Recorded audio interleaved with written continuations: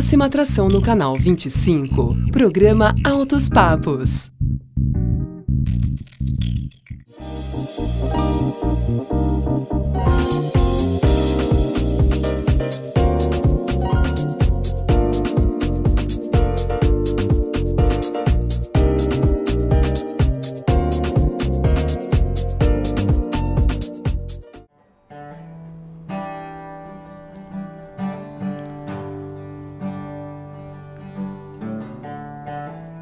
E aí, tudo bem com você? Tá começando mais um Altos Papos aqui pelo canal 25 da NET. Como sempre, inicio o nosso programa agradecendo a sua audiência. Você que está aí sintonizando na nossa forma inédita aos domingos, das 6 às 7 da noite. Muito obrigado pelo carinho da sua audiência. Ou você que está nos assistindo em uma das 3 reprises diárias que nós temos, também muito obrigado pela sua audiência. Lembrando sempre que se você tiver que sair no meio do programa ou então pegou o programa na metade, não há problema nenhum. Todos os dias, 00:30, nós estamos no ar no canal 25, tá bom? Ou então, se você quer rever uma entrevista que você gostou muito ou até guardar de lembrança, vai lá no nosso canal no YouTube, Altos Papos com Robson Marcelo.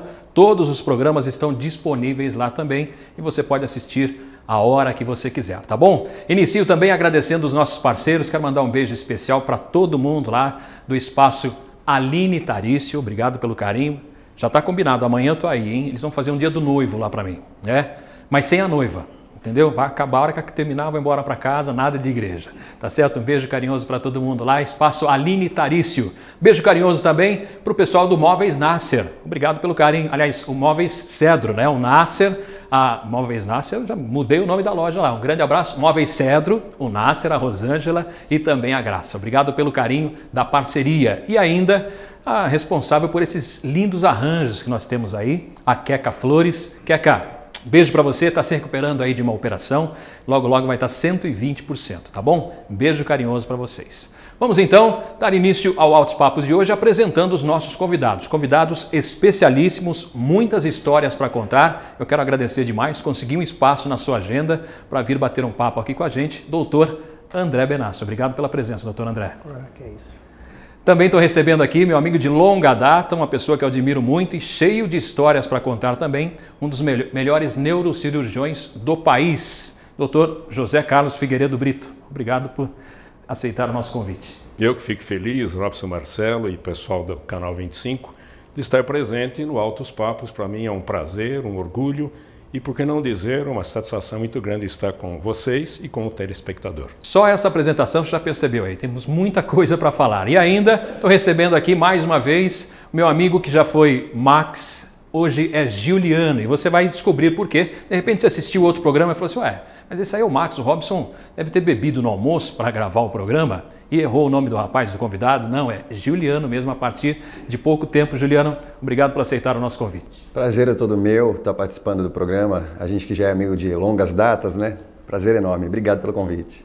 E vai falar de uma polêmica também, mas já, não saia daí não, se fosse você, não desligaria, não mudaria de canal para você saber de tudo que vai acontecer hoje no Altos Papos, tá bom? Mas você sabe também, o início do nosso programa sempre traga uma mensagem para você. A mensagem que eu escolhi foi essa daqui, conta a história daqueles 2 internos no hospital, um deles muito doente, ele não conseguia sequer se levantar da cama. E o outro também estava doente, estava ali, os dois dividindo o mesmo quarto, só que um deles estava ao lado da janela. E esse que não conseguia se levantar, ele sempre perguntava, escuta, o que está acontecendo aí fora? Você que consegue ver aí, conta para mim o que está acontecendo aí fora. E a pessoa que estava ao lado da janela então contava tudo. Olha, nós estamos aqui, do lado de fora, nós temos um parque lindo. Muitas crianças estão ali brincando, tem um lago maravilhoso onde patinhos podem nadar. Todos os dias ele contava cada detalhe do que acontecia naquele parque. E o outro, por sua vez, ficava muito feliz, apesar de não estar vendo, mas ele conseguia enxergar o lado de fora através dos olhos daquele que lhe contava. E assim foram passando-se os dias, até que, num dado momento, esse que não conseguia se levantar da cama acordou e viu a cama ao lado da janela vazia. Quando a enfermeira chegou, ele não pensou 2 vezes, perguntou o que aconteceu com o meu colega de quarto. Ele falou assim, olha, ele passou mal durante a noite, na madrugada nós tentamos ressuscitá-lo, mas infelizmente ele faleceu. Aquilo foi uma tristeza muito grande, em princípio, porque eles eram muito amigos, ficaram muito tempo dividindo o mesmo quarto. Mas a primeira coisa que lhe veio à cabeça foi o seguinte, ele falou assim, olha, já que meu colega de quarto faleceu, você pode me trocar de cama? Eu quero sentar ali ao lado da janela. E foi o que a enfermeira fez. No primeiro dia, ele não conseguia se levantar da cama, mas fez um esforço tremendo para conseguir enxergar além da janela. Mas não conseguiu, as suas forças não deixaram. No segundo dia, ele se levantou e conseguiu enxergar além da janela. E o que ele viu deixou ele espantado. Afinal de contas, tinha um muro. Ele então chamou a enfermeira e disse assim, olha, está acontecendo alguma coisa aqui? Quem que construiu esse muro? Desde quando tem esse muro aí? Ele falou assim, esse muro está a vida inteira aí. Ele falou, como assim está a vida inteira? O meu colega de quarto sempre olhava do lado de fora da janela e me dizia que tinha um parque maravilhoso, um lago lindo, com crianças, com patos. Ele falou, meu senhor, o senhor deve estar brincando comigo, a enfermeira disse. Ele falou, não, é verdade, todos os dias ele me contava o que estava acontecendo do lado de fora. Ele falou, isso não pode ser possível, porque o seu colega de quarto, ele era cego, ele não enxergava. Só então que ele percebeu que aquilo que o seu companheiro de quarto fazia era somente para alegrar o seu dia, deixar o dia dele mais feliz. E assim, com essa mensagem, eu dou essa dica para você. Você não tem ideia do quanto é bom você fazer o outro feliz. Nós somos muito egoístas, nós só pensamos na nossa felicidade. O dia que você perceber que você, claro, pode e deve ser feliz, mas também tem a obrigação de fazer o outro feliz, aí sim a sua felicidade vai ser completa. Pensa nisso. Vou num rápido intervalo comercial, não saia daí não. Altos Papos volta já aqui no Canal 25.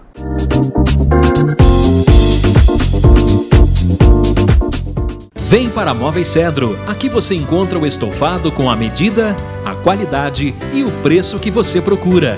Estofados fixos, retráteis e reclináveis, em vários modelos e cores. E tem mais! Só aqui na Móveis Cedro você encontra sofás sob medida, com o tamanho que você precisa. Móveis Cedro, Rua do Rosário 111, Centro, Jundiaí, próximo ao antigo quartel.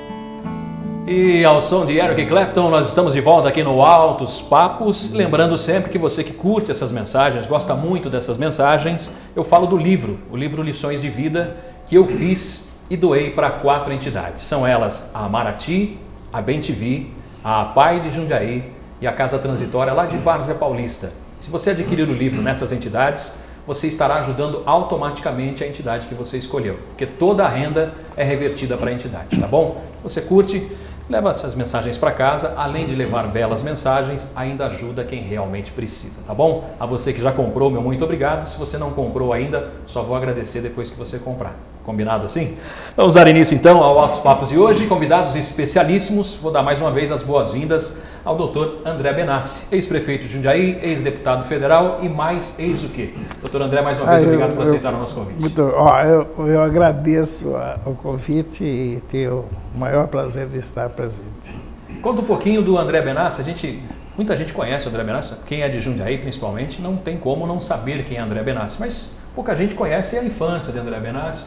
Conta pra gente, o senhor nasceu em Jundiaí, doutor André? Minha infância, sim, meus pais eram agricultores, sempre foram de homens do campo. Agricultura de quê?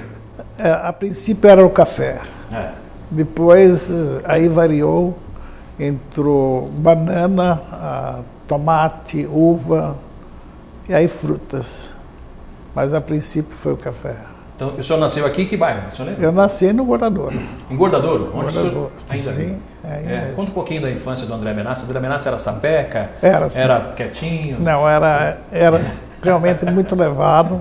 Tem que tomar cuidado, o senhor vai dar mau exemplo para os netos. Não, mas né? é verdade, não é mau exemplo, não. Era problema de criança mesmo. que precisava ação. E eu era, como a gente vivia em sítio distante da cidade, a gente participava assim de busca de frutas no meio de matas. Eu conhecia animais, porque, enfim, participava também da colheita do café, participava depois com a uva.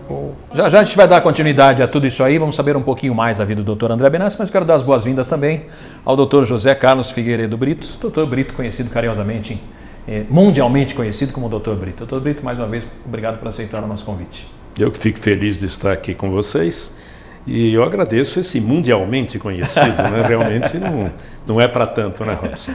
Conta um pouquinho, Dr. Brito, o que o senhor lembra da infância? O senhor é de Jundiaí ou não? Eu sou de Jundiaí, nascido aqui, filho de pais nascidos na vizinha cidade de Louveira.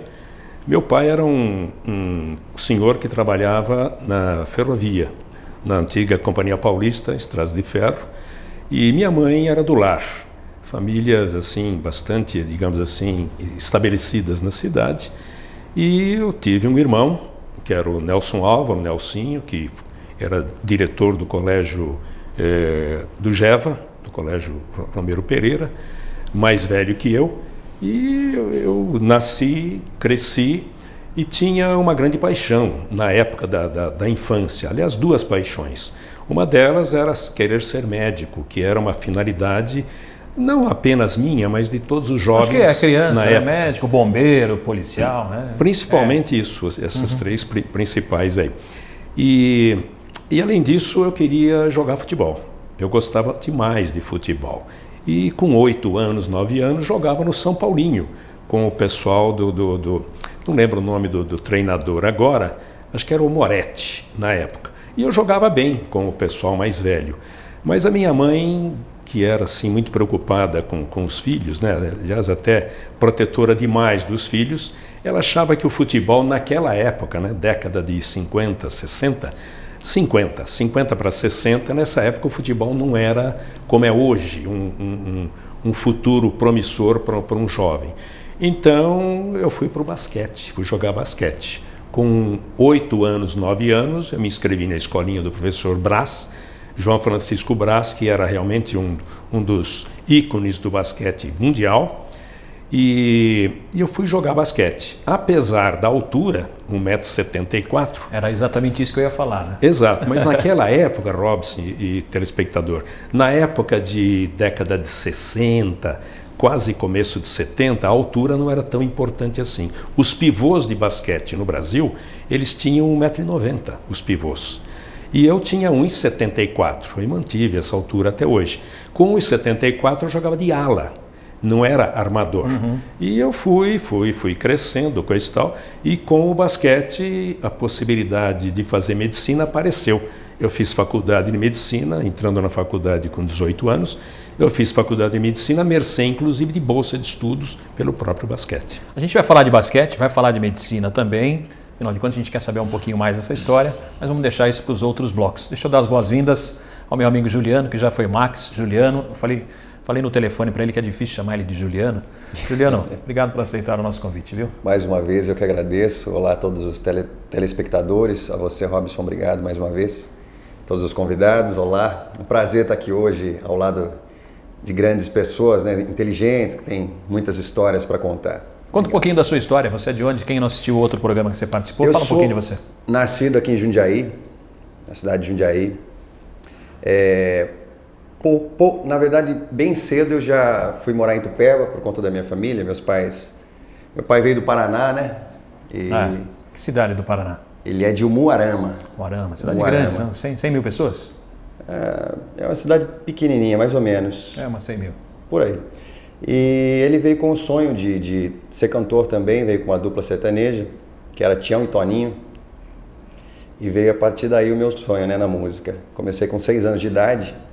Por causa dele você seguiu? Sim, desde pequenininho eu já cantava com ele, fazendo primeira, ele fazia segunda para mim. E com 6 anos eu tive o sonho de tocar violino, que eu cresci na Congregação Cristã no Brasil, que os meus pais frequentam, né, a família toda. E aí do violino passei para viola caipira, passei para o violão, para guitarra, para o contrabaixo, para o piano. Tudo que tem corda. E assim foi. E aí você está falando assim, mas piano não tem corda, é teclado? Não, é de corda tem também. Tem corda também, tem.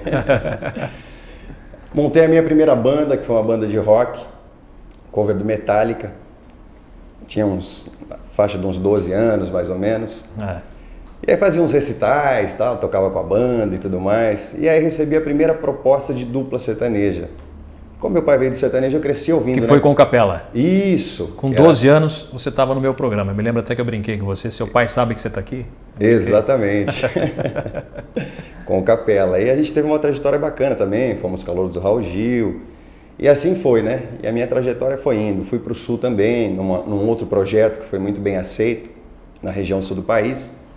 Acabei voltando para São Paulo e montei a carreira solo, Max Lira, né?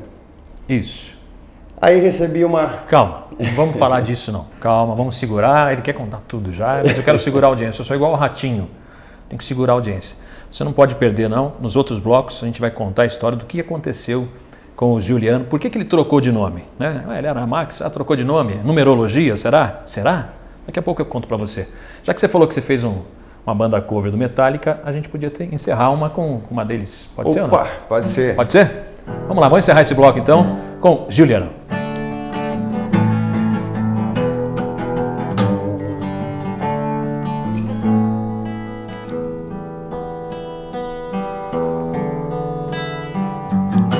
So close, no matter how far, can be met more from the heart. Forever trust in who we are, and nothing else matters.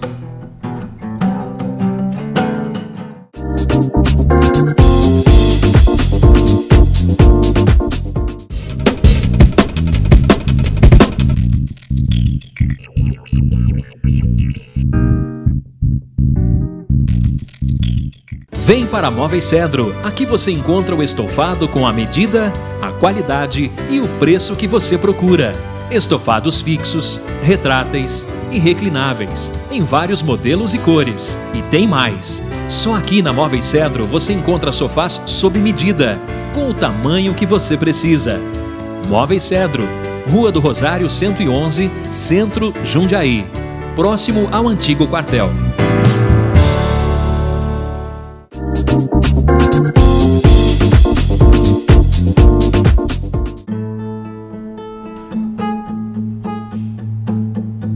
Já estamos de volta a Altos Papos aqui pelo canal 25 da NET, hoje com convidados especialíssimos, recebendo o ex-prefeito de Jundiaí, ex-deputado federal e Dr. André Benassi. Ainda, para falar um pouquinho também da sua carreira, sua trajetória, Dr. José Carlos Figueiredo Brito, neurocirurgião. E ainda o Juliano, que um dia já foi Max. Você deve estar lendo aí no braço dele, Max Lira. Será que é o filho dele? Será que é o pai? Não, era ele, né? Antes de ser Juliano, mas já eu conto para você porque que mudou, tá certo? Vou voltar com o Dr. André Benassi, contou um pouquinho da sua infância aqui, mas o que a gente quer saber mesmo é a trajetória vitoriosa na política. Como é que surgiu a política na vida do André Benassi? Bom, a política surgiu assim. Meus pais sempre gostaram de política. Não, meus pais não, mais precisamente meu pai. Ele acompanhava, embora trabalhando com café, ele, longe da cidade, ele tinha a Folha de São Paulo. Na época era Diário de São Paulo, o jornal O Estado de São Paulo, todo dia na casa. Rádio nós tínhamos depois de muito tempo, porque em sítio não tinha rádio. Mas tinha depois o gerador que funcionava a energia elétrica e nós tínhamos rádio. Quer dizer, naquela época não tinha nem energia elétrica no engordador? Não tinha. Tinha, depois sim, com o tempo foi vindo, mas era por gerador a gasolina. Bom, se via comentário político em casa. Meu pai nunca gostou de participar assim, diretamente da política. E, se ele tivesse vivo, certamente ele não gostaria que um filho fosse político, porque ele achava que era uma vida muito difícil e muito perigosa. E realmente. O senhor passou a ser político após o falecimento dele, não? Sim, após o falecimento eu era bancário aqui na cidade, fui funcionário do Banco Federal de Crédito, posteriormente o Banco Itaú, Federal Itaú. E nessa época eu fazia o curso de Direito. E ao mesmo tempo nós fazíamos parte do colegiado de bancários que iria criar uma associação que futuramente seria o Sindicato dos Bancários de Jundiaí, tanto é que eu sou um dos fundadores. Ainda não existia o sindicato? Não, Começou aí? Começou aí com a criação da associação e posteriormente virou... E no mesmo período, a gente estava acompanhando o movimento revolucionário de 31 de março. E aquele golpe político, aquele movimento, ele mexeu comigo. Eu achei que foi um negócio assim meio radical. Isso no ano de 64? Foi em 64. Bom, não precisa dizer que aí veio a Revolução e a gente não chegou a ser assim, meio vigiado até, porque a gente era membro de associação com o sindicato aí, mas não aconteceu nada nunca comigo. E o convite para a política, como é que foi? O convite foi o seguinte, como era do movimento dos bancários, eu fui convidado pelo Arquipo Frozara, muito meu amigo, a se filiar no MDB. Ele sabia da minha posição. Naquela época só tinha Arena e MDB, né? Eu tinha muita amizade com a Arquipo, porque nós frequentávamos movimento religioso junto, na Catedral. E o Arquipo, assim como ele me convidou outros amigos. O Urubatã foi naquela época, o Noca. E nós se filiamos ao MDB, então, e fomos disputando a eleição. Que ano que foi isso, doutor? Foi em 69. E daí, você pergunta, como é que você seguiu carreira? É que eu era de posição anti o sistema implantado, porque eu acho que foi muito drástico, muito, sabe? Era anti esse sistema. Então, eu estava no MDB, não estava lá por acaso, estava porque eu era MDB, do movimento que era contra. E nós tínhamos verdadeira dificuldade para desenvolver campanhas políticas, porque nós não tínhamos chance, nem jornal, nem rádio, nada. Era da mesmo. E conforme ia crescendo o partido no Brasil, o governo da Revolução via abrir as portas para que os eleitos passassem para o lado do governo. E você sabe que lado do governo é sempre mais cômodo. Só que eu não passava, eu permaneci na trincheira. Era meio revolucionário. Eu era bastante. Eu ficava na trincheira, porque eu queria era isso. E resultado, foi tomando espaço, porque a liderança era eu. Eu não podia fugir. Eu não podia fugir disso. Se eu não quisesse, não tinha como, tinha que ser eu. Não tinha outro. Bom, daí foi eleito deputado estadual. Logo depois veio a eleição para a prefeitura, que apareceu a oportunidade de ter um prefeito, não tinha candidato. O que fazia? Abandonar a luta? Não ia fazer isso. E fui para o pau. Na convenção escolheram o nome do senhor. Então vamos fazer o seguinte. Imposição. Impuseram. Vamos parar no prefeito então, para a gente continuar, dar continuidade daí. Mas deixa eu continuar com o doutor José Carlos Figueiredo Brito, que ele falou do basquete, muita gente deve ter achado estranho. E ele tem um apelido também que eu acho muito bacana, mas eu não vou falar aqui, não vou cometer essa indelicadeza. Vou perguntar para ele, se ele quiser, ele que fale, né? Você é muito conhecido no meio do basquete, você tem um apelido. Como é que é o nome do apelido? O apelido é de infância, é Taio. Por quê? Porque essa história é interessante. Os meus pais contam que quando criança, quando bebê, eu tive uma babá. E essa babá tinha a língua presa. Ela tinha dificuldade de pronunciar a palavra. Meu nome é José Carlos. Então a babá, quando falava o Carlos, ela se embatucava, emparelhava com o Carlos é Taio. Então o Carlos virou Taio pela dificuldade de palavra falada da babá. E eu cresci no meio esportivo como Taio. E aí eu evoluí, como eu tinha contado. Virou jogador Taio, né? Fala um pouquinho das suas conquistas no basquete. Eu fui exatamente com a minha idade, 17, 18 anos. Eu comecei no basquete, comecei a jogar aqui em Jundiaí, no Jundiaí Clube, junto com o professor Brás, que era o nosso treinador, depois o Vlamir Marques, que é um ícone do basquete brasileiro. E naquele tempo era Jundiaí Clube, seleção de Jundiaí. E a seleção de Jundiaí era uma equipe média, não era uma equipe maravilhosa. Perdia sempre para as grandes seleções do estado de São Paulo, que eram na oportunidade Piracicaba, com o famoso 15 de Piracicaba. Perdia para São Carlos, que tinha Rosa Branca, Bebeto, Mono, nomes importantes. Quem conhece o basquete vai se lembrar. E estando no Jundiaí Clube, quem era um dos responsáveis pelo Jundiaí Clube era o Romão de Souza, que hoje tem o ginásio Romão de Souza. E o nome na época dele era Ramon. E o Romão de Souza, os filhos dele, que nós citamos, o Marcel e o Mauri, eram muito jovens, mais jovens do que eu. Então eu tive a felicidade, como o Marcel conta que o pai dele, o Romão, foi o seu tutor, eu tive o Ramon como um tutor, porque eu me lembro, a história é interessante, meu pai vendeu um carro para o Ramon e eu, presente na sala, observei a compra do carro do meu pai pelo Ramon e eu me encostei no Ramon com 10 anos e falei que eu gostaria de jogar basquete. E ele me assumiu como uma espécie de um filho, que é um filho do coração, não um filho do sangue, vamos assim dizer. E com o passar do tempo, jogando aqui em Jundiaí, o Romão fez uma coisa fantástica para mim. Ele me levou para jogar no Sírio, que era, não naquele momento, na década de quase 60. Já era sírio-libanês? Não, era sírio-libanês antes. Quando eu fui para o Sírio, era o Sírio. E depois voltou a ser sírio-libanês? Mais tarde voltou a ser.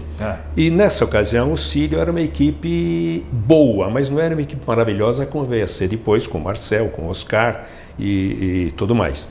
E naquela oportunidade, jogando no Sírio, eu tive a oportunidade de crescer um pouco mais no esporte. E a gente visitava as grandes equipes. E eu me lembro exatamente, uma coisa interessante no basquete, que a gente ia jogar em Franca, por exemplo. E Franca era o palco do basquete do interior, e o Sírio em São Paulo. E eu me lembro muito bem, jogando pelo Sírio, uma das poucas vezes, a gente ganhava de Franca. Mas com o Jundiaí Clube, depois mais tarde, depois que me formei em medicina, eu joguei no tênis de Campinas também. E aí uma história para mais tarde. E quando visitava a Franca, a gente nunca ganhava, tanto com o Jundiaí Clube como com o tênis de Campinas. Mas com o Sírio a gente ganhava. E eu me lembro algumas oportunidades, como o Pedroca de técnico. O Pedroca já é falecido, ele foi treinador do Sírio e de Jundiaí. Eu me lembro que quando a gente ia arremessar lance livre, que você parava no lance livre e podia arremessar tranquilamente, em Franca tinha bolinha de gude. E os francanos, eu estou falando em década de 60, né? Os francanos atiravam bolinha de gude nas pernas dos jogadores contrários. E eu cansei de tomar bolinha de vidro na perna, era um negócio incrível. E numa oportunidade, o Pedroca, que é o Pedro Genevicius falecido, falou assim para mim, nós estamos perdendo o jogo, nós vamos tentar ganhar o jogo no tapetão. A hora que a bolinha bater na sua perna, você cai. E isso numa partida, me parece que foi do Jundiaí Clube. E aconteceu isso, a bolinha caiu, eu obedeci a ordem do chefe e caí. E no fim acabei indo para o hospital, lá em Franca, mas era apenas pro forma. Teatral, né? Mas não adiantou nada, porque o jogo continuou sem mim e Franca ganhou do mesmo jeito. A gente tem muita história para contar, você já percebeu? Dá para fazer uns 5 programas aqui. Deixa eu voltar com o Juliano. Agora sim, Juliano, mais uma vez eu quero agradecer, você está assistindo a partir de agora, agradecer a confiança que o Juliano está tendo no nosso programa, porque ele passou por uma dificuldade muito grande. Apesar de inicialmente uma alegria, até parabenizei pela oportunidade que ele estava tendo de fazer dupla com o Jean, da dupla Jean e Giovanni. Ele entrou no lugar do Giovanni. e passou a se chamar então a dupla Jean e Juliano. Conta como é que você houve o convite? Eu estou sabendo já, o Zé Henrique me falou que foi ele que apresentou vocês dois, é verdade ou não? Zé Henrique e Gabriel, né? Isso, na verdade foi o Gabriel. Gabriel? Isso, o Gabriel me ligou um certo dia, foi em dezembro. Ô Max, você tá tranquilo hoje? Inclusive era namoro de casamento no dia. Aniversário de casamento? Aniversário de casamento com a minha esposa. E aí ele falou, ô Max... então você falou assim, aniversário de casamento, tô tranquilo. Então não tem nada tô tranquilo, pra fazer. Brincadeira. E aí ele falou, eu vou lá na casa do Jean hoje, vai ter um churrasco lá, você tá afim de ir? Eu falei, rapaz, na verdade eu tenho um compromisso, uma janta em São Paulo com a minha esposa. Eu vou ver se eu consigo adiar. E aí a gente vai nesse compromisso aí. Porque para mim, na verdade, assim, como eu tenho a carreira musical e o sertanejo é o meu foco, para mim era importante estar nesse momento lá com eles, confraternizando, né, fazendo contatos e tudo mais. Acabamos indo. Chegou lá, a gente fez um churrasco, começamos a cantar umas modas de viola, né? Relembrar uns momentos de Jean Giovanni, Zé Henrique Gabriel e outros mais. E deu certo as vozes. Aí partiu do Jean, da gente formar uma dupla. Aí o Gabriel, pô, bacana, ficou legal as vozes, hein? Vocês podiam formar uma dupla. O Max está solo, o Jean também acabou de se separar com o irmão. Então ficou bacana, ficou interessante a dupla, dá para formar uma dupla. E o Jean amadureceu essa ideia, fui embora. Na semana seguinte ele me ligou, dizendo que um produtor famoso aí do meio, o Pinóquio, me pediu um vídeo para eu cantar uma música voz e violão, uma música que fosse um grande sucesso do Jean Giovanni e uma outra que eu gostasse. Mandei o vídeo e tal e aguardei, né? Uns 3 dias depois eu entrei em contato com ele, que ele não respondeu nada, e eu naquela ansiedade, né? Jean, tá tudo bem? Tá tudo certo? Ele, não, tá tudo certo, agora vamos aguardar, né? Depende do Pinóquio lá. Tá bom. No dia seguinte, ele já me entrou em contato dizendo que o Pinóquio tinha adorado, que o meu timbre era diferente, que já era pra gente formar a dupla, pra começar a ensaiar, que era pra ver o nome, todo o processo, né? Aí formamos a dupla e começamos todos os trabalhos, os ensaios e tudo mais. Isso faz quanto tempo, Juliano? A dupla ficou junta 4 meses. Então faz uns 4 meses. Isso, 4 meses. Na verdade, aí ele lançou no Instagram dele uma foto nossa, dizendo que ele estava formando uma nova parceria. E como Jean e Giovanni têm um nome de peso, né, no mercado, na mídia, com os fãs e tudo mais, expandiu rápido. Então a mídia já veio para cima, já nos procurou, a gente começou a fazer muitos programas de TV, lançando já a dupla, já fomos para Goiânia, gravamos o nosso primeiro EP lá com o Pinóquio. Vamos fazer o seguinte, vamos encerrar aqui esse bloco. No início do último bloco a gente continua essa história. Como é que terminou essa história, né? Já a gente conta. Vamos encerrar com moda aí. Já que você tocou rock encerrando o último bloco, o que você pode trazer de sertanejo pra gente? Já que a gente está falando de Jean Juliano, vamos relembrar um grande sucesso aí do Jean Giovanni. Vamos lá. Que a gente fazia nos shows também.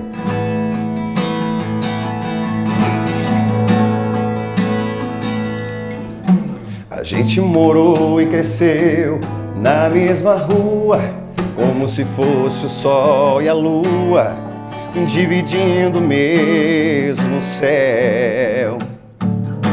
Eu a vi desabrochar, ser desejada, uma joia cobiçada, o mais lindo dos troféus.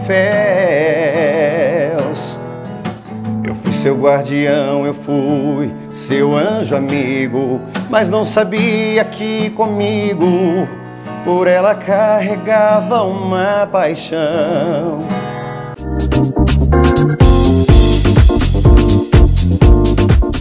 Vem para Móveis Cedro. Aqui você encontra o estofado com a medida, a qualidade e o preço que você procura. Estofados fixos, retráteis e reclináveis, em vários modelos e cores. E tem mais! Só aqui na Móveis Cedro você encontra sofás sob medida, com o tamanho que você precisa. Móveis Cedro, Rua do Rosário 111, Centro, Jundiaí. Próximo ao antigo quartel.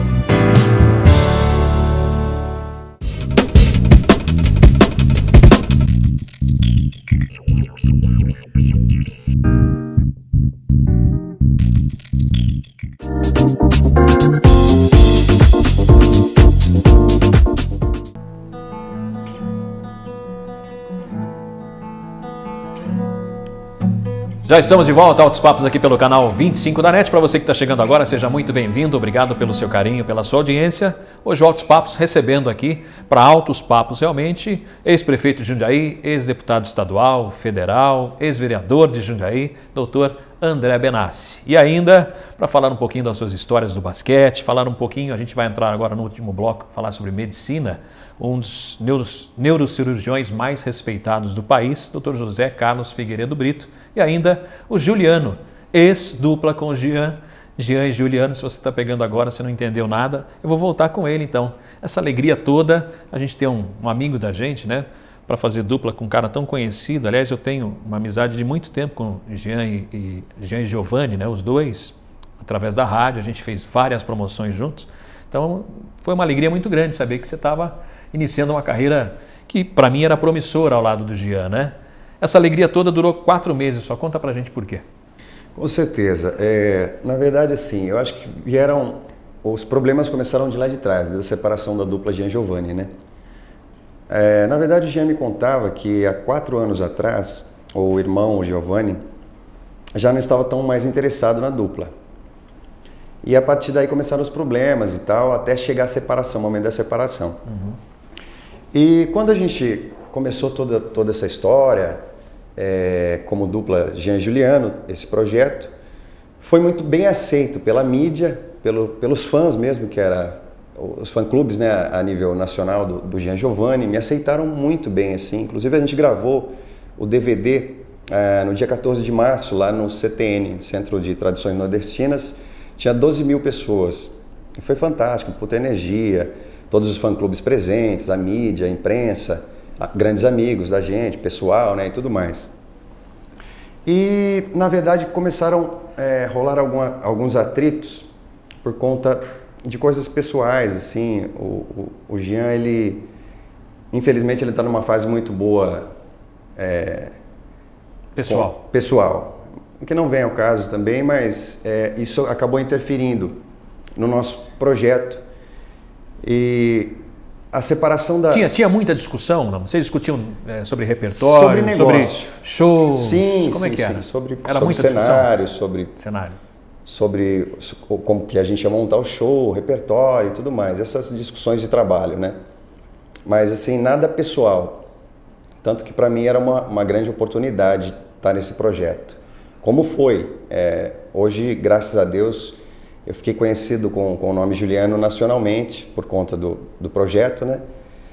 Mas aí um certo dia o Jean me liga dizendo que, depois de tantas coisas boas que estavam acontecendo, inclusive o Pinóquio mesmo, um dos grandes nomes da música, do produtor, né? Um dos grandes produtores. Produtor e um dos grandes compositores do Brasil também. Tem, inclusive... Todas as duplas sertanejas de nome tem música de Pinóquio, né? Inclusive Olha Amor, do Jean Giovanni, Taça de Pranto e muitos outros, né?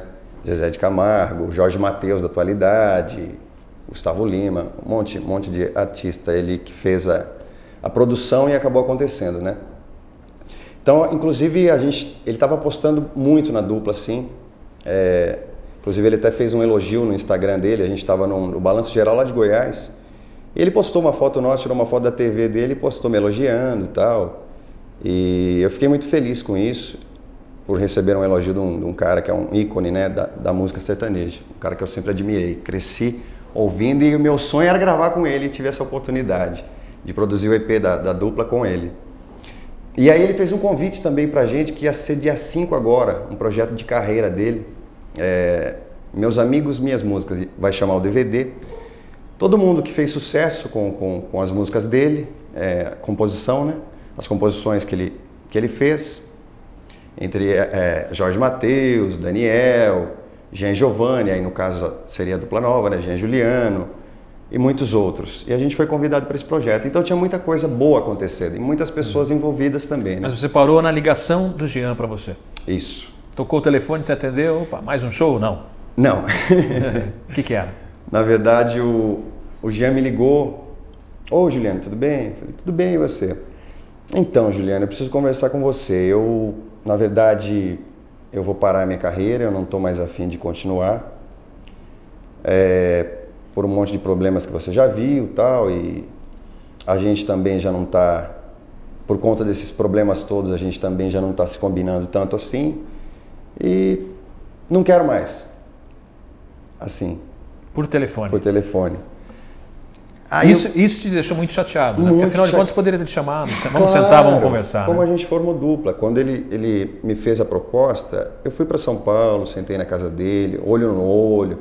Jean, vamos formar dupla? É isso mesmo? Tem certeza? Como que vai ser? Como que tem empresário? Não tem? Vamos correr atrás disso, daquilo? Vamos fazer juntos? Ótimo. Beleza, tudo certo, tudo lindo. Então, eu acho que foi uma falta de respeito pelo jeito que foi, né? Ele poderia muito bem ter me ligado e falar, a gente pode sentar, conversar. Não tinha problema. O Jean não é obrigado, na verdade, a cantar comigo, né? Eu não sou obrigado. Sim, claro. Eu não posso forçar ele a formar dupla comigo, sendo que não é um... Ele tem coisas maiores para resolver. O jeito que acabou é que te deixou muito chateado, né? Sim, sim. Ele poderia ter sentado comigo e... Juliano, eu não estou mais afim por conta disso, daquilo, não tem problema. Há boatos aí que a mulher dele se intrometia muito na carreira, é verdade ou não?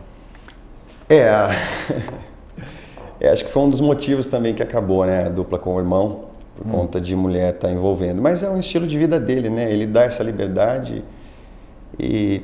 Para quem não conhece, a mulher do Jean é uma blogueira conhecida nacionalmente que fala de moda, né? Isso. É um blog muito frequentado. A Tati Moreto. Eu não tenho nada contra a Tati, pelo contrário. Espero que dê tudo certo na vida dela. Mas é complicado que... Bola para frente. Bola para frente, claro.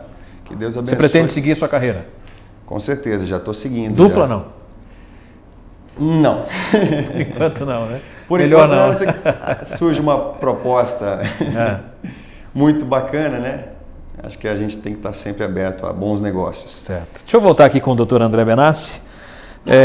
Eu fico muito feliz de ter essa credibilidade, de ter o Juliano aqui contando essa história. Eu sei que foram poucos programas, eu só vi no Gotino mesmo, porque afinal de contas foi o Gotino que lançou vocês. Sim. Então acho que você teve essa honradez aí de passar em primeira mão para o Gotino.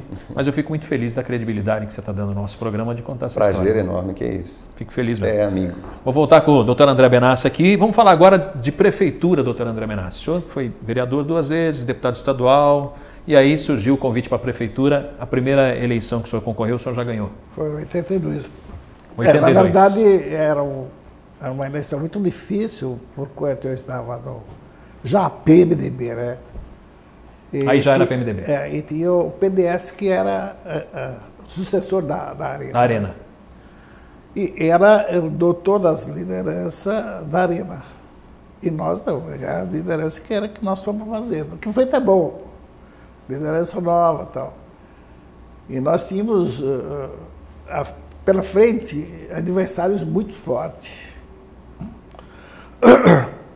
Trabalhava-se, na época, o Randall Juliano faleceu há pouco tempo, a gente trabalhava no sentido de fazer algumas figuras para ajudar, porque eu pretendia continuar como deputado estadual.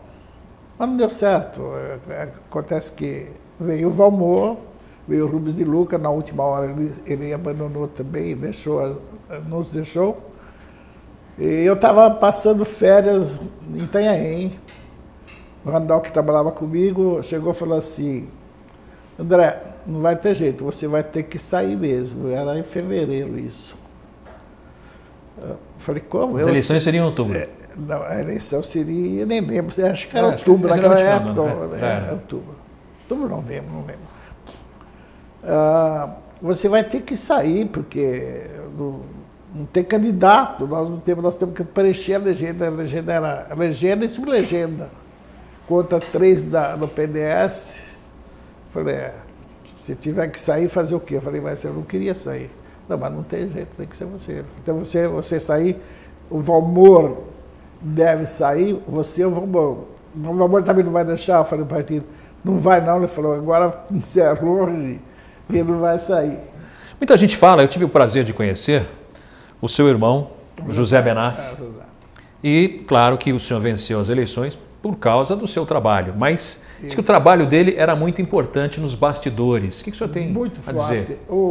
Eu fui eleito prefeito 2 vezes, eu fui eleito deputado federal, fui eleito estadual, federal. O José sempre me ajudou, ele me empurrava, o José.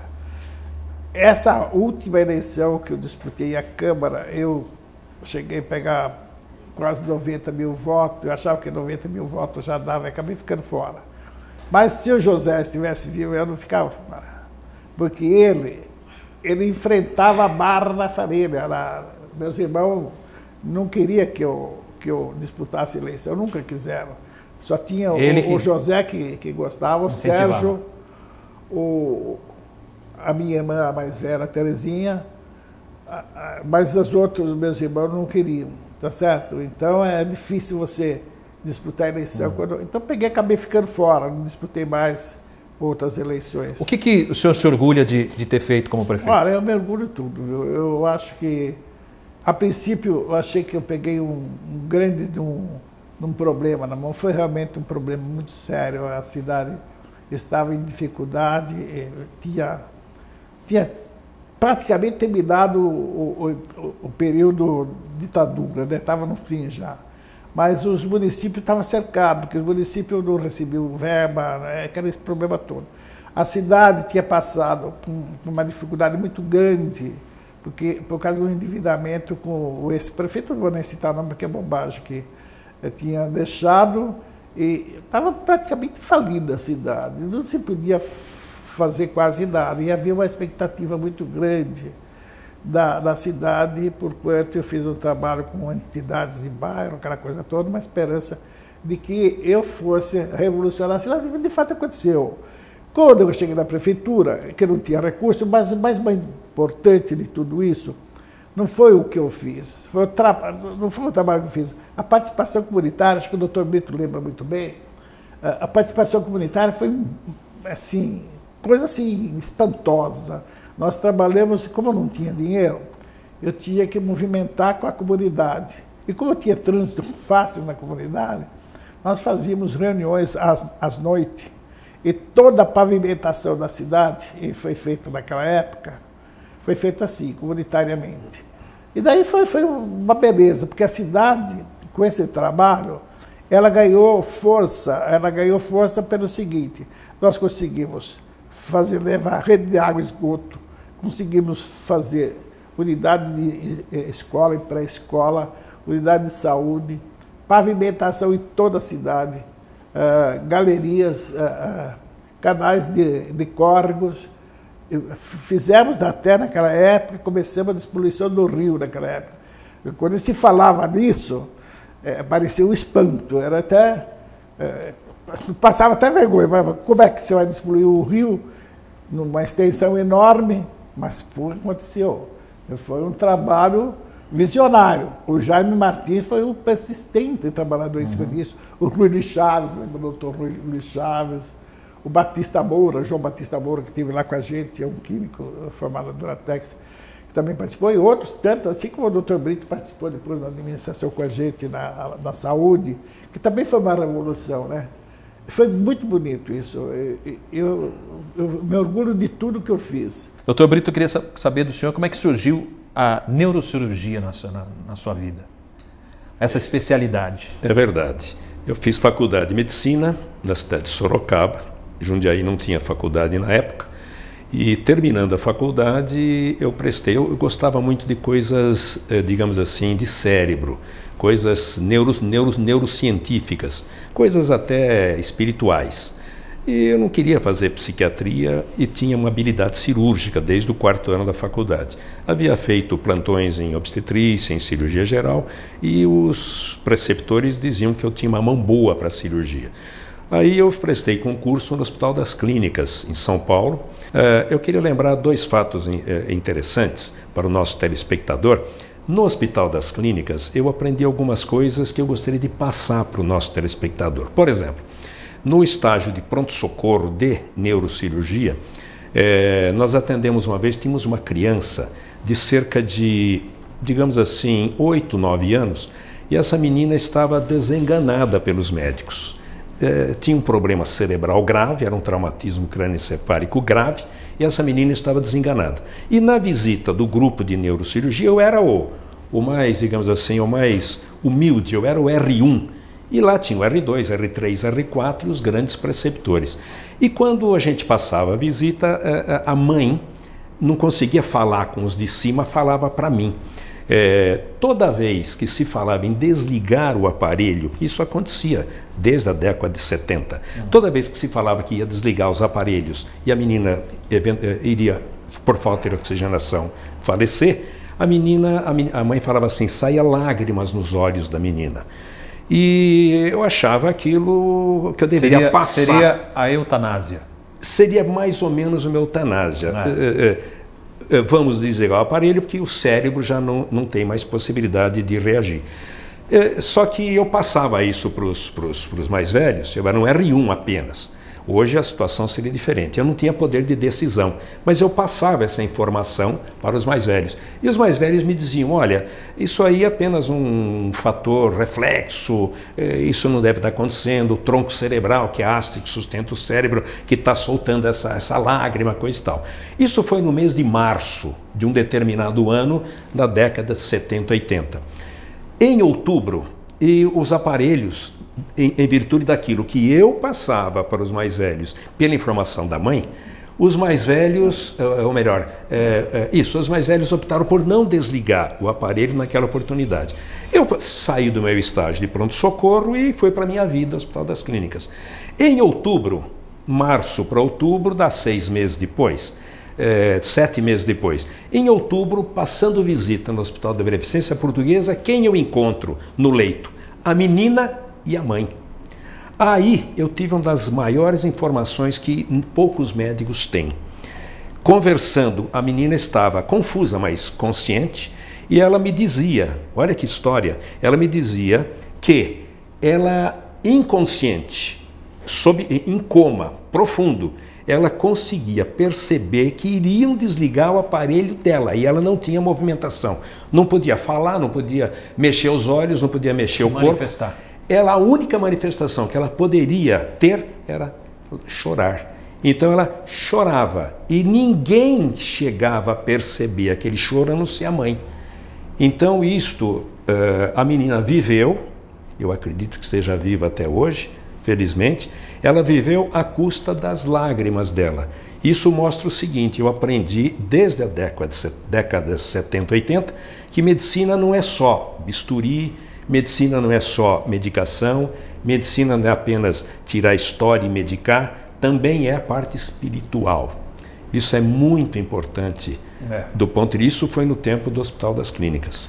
Muito bacana. Olha, eu ficaria aqui mais 4 horas e a culpa foi minha de convidar 2 pessoas com tantas histórias para contar e a gente ter pouco tempo de programa. Passou muito rápido, muito rápido. Eu quero agradecer mais uma vez, Dr. André Benassi, muito obrigado por aceitar o nosso convite. A gente sabe do tempo escasso que o senhor tem aí no dia a dia, das empresas para cuidar, da TV e tudo mais, mas por ter se disponibilizado para vir aqui bater esse papo com a gente. Muito obrigado. Suas ordens aí para quando... Vou contar com o senhor outras vezes para contar outras histórias. Doutor Brito, quero agradecer demais também. Não deu tempo de falar, eu vou deixar aqui um outro convite para o senhor voltar para falar do rádio, que é muito importante, que eu queria muito que o senhor falasse disso, mas infelizmente nosso tempo é muito curto aqui. Quero agradecer muito a presença do senhor e deixar aqui, quem quiser ouvir o programa de rádio, como é que faz? O programa de rádio é uma mensagem musical, que está na Rádio Cidade, já há 10 anos. A gente faz a parte de apresentação e o José Roberto Pereira faz a parte musical. Ele é a produção musical. Estamos no ar na Rádio Cidade há 10 anos, às 11 da manhã de domingo. O programa tem 2 horas de duração, com direito a reprise de meia hora, 1 hora, meio programa quintas à noite às 23 e a outra metade do programa sexta à noite às 23. Bacana, mas o inédito domingo então às 11 domingo horas às 11 da manhã. Às 11 à 1 da tarde. Juliano, você também muito obrigado por aceitar o nosso convite, obrigado pela credibilidade que você tem aí no programa. Quem quiser contratar o Juliano, como é que faz? Faz sim, Robson. Eu que agradeço. Obrigado mais uma vez a você, a toda a equipe, a todos os telespectadores do programa. É 011 7594 7991. 7594 7991. com 9 na frente, né? Bacana. Prepara uma música para a gente encerrar aí esse papo de hoje. Enquanto você prepara, eu sempre encerro com uma frase. Essa frase é minha, tá lá no meu Twitter, @RobsonMarcelo. Você procurando bem, você acha também no Facebook, facebook.com/RobsonMarcelo. E lembrando sempre que você pode mandar o seu e-mail para a gente, dizendo o que você está achando do programa. De repente você quer indicar alguém aí que você gostaria de assistir aqui no programa, fique à vontade também. Críticas são sempre bem-vindas, eu leio todas, claro que a gente filtra, mas eu leio todas, é muito importante saber a sua opinião. autospapostv@gmail.com. A frase que eu escolhi é essa daqui: não tente fazer o impossível quando você não conseguir nem o possível.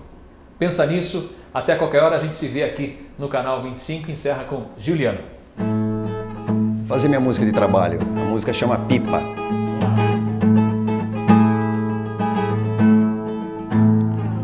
Eu vou soltar você feito uma pipa, vou dar linha e você vai voar. O sol já vai embora de mansinho e pros meus braços você vai voltar. Não é que eu te controle, mas no amor a gente sempre tem que ter um lar.